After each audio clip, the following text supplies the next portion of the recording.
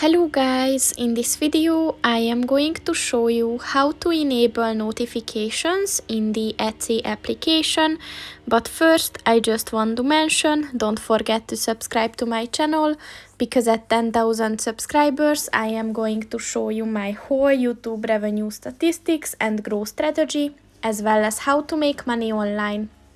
Let's jump into it. First of all, open the application on your phone.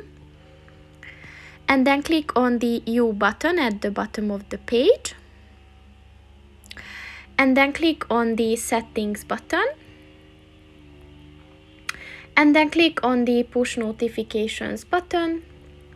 And as you can see, these are the things that you can receive notifications on, like messages, orders, your activity. So just click on the white circle next to those that you want to enable.